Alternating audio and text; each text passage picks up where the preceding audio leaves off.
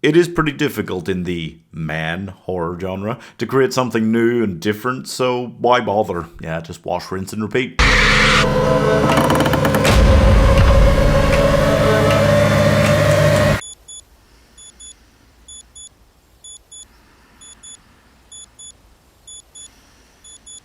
I remember the first time that I watched one of these lone woman being pursued by a man through the woods, much scarier than a bear through the woods kind of movies, and I really, whoa, I was blown away. And I even remember the second time I saw one of them because, damn, it's impressive when they get this kind of taut thriller aspect right and it just flows and works. I don't think I'll remember this time, because it's definitely not even the third or the fourth. There has been quite a few of them by now, and this one, it doesn't necessarily do a lot trying to set itself apart from them. As much as these films were groundbreaking until pretty recently, they've already kind of got a formula, and this one sticks to it. Don't Move is part of the biggest current cinematic movement, the good for her genre. Yes, it's been around longer than you think, but it's really bloomed to life in recent years as women realize just how much they have to be really fucking angry about. Kelsey Asbille stars. You might know her from Yellowstone. It's the ultimate, oh yeah, I've been meaning to get around to that show. And she's playing a woman who's suicidal after losing her child in an accident, so she decides she's going to go throw herself off the same cliff that her child fell off. Whoa, but this man turns up and convinces her not to. He's played by Wittrock, who you might know from those later seasons of American Horror Story that came out after you stopped watching, which I've also been meaning to get around to, yeah. So Finn rocks up, convinces her not to kill herself, and then teases her, ties her up, and decides he wants to spend the weekend with her before murdering her. He stopped her killing herself for... God, holy long walk for a short drink of water, Batman. Anyway, although she manages to escape him, he drugged her, meaning that she's going to be completely paralyzed for an entire hour in about 20 minutes after she escapes.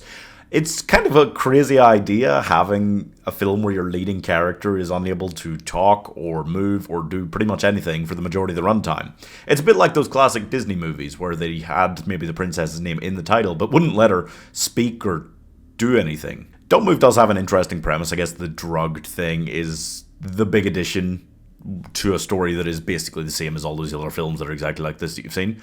But I feel like that part of the premise is, as much as it's an interesting idea, they've then not used it fantastically well, because she's drugged. She can't do anything except when she needs to.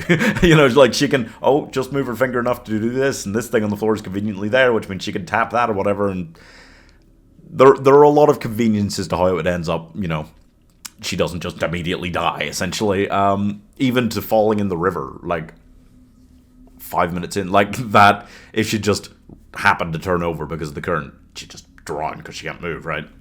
There's a lot of conveniences, and it feels like they're just fighting against their own premise in order to make the film work. I do feel like I enjoyed this. It's tight on runtime, it's thrilling throughout, it keeps moving, which is all that you really need, and it's got two strong leading performances. They both did really well. It's got that kind of formula to it for these films, you know, like as soon as somebody else comes on screen, you're like, oh, this person can help her, you know he's fucked. It's like when Mr. Halloran comes back in The Shining. You just see him and you're like, you're gonna fucking die. That is kind of the formula for these types of films, and this one does mostly just follow it. It's got the added bonus that she's unable to move, but apart from railing against that and trying to figure it out, the writers don't do much to really set this apart. Netflix is still on a good run recently for releases, but this is a bit formulaic and simplistic. It's well directed, it's well acted, it's pretty simple on the writing side of things, and that's not a bad thing for a tight 90-minute thriller. I think that's okay. And if you enjoy this kind of genre and region of cinema like I do, then I think you'll enjoy it well enough. I don't think it's incredible, but I'm giving the one man who could probably get himself out of a speeding ticket 3.5 stars. It really is interesting how those old Disney films, like it would be called Snow White, and then she would just be asleep half the time. Or it would be called Sleeping Beauty, and I mean, it's in the name, but she's asleep half the time. Like, they managed to give them, like, no lines. Very much this was like The Little Mermaid more. Ariel happens to lose her voice, so we can't have a woman speaking on screen. That's... Anyway, subscribe.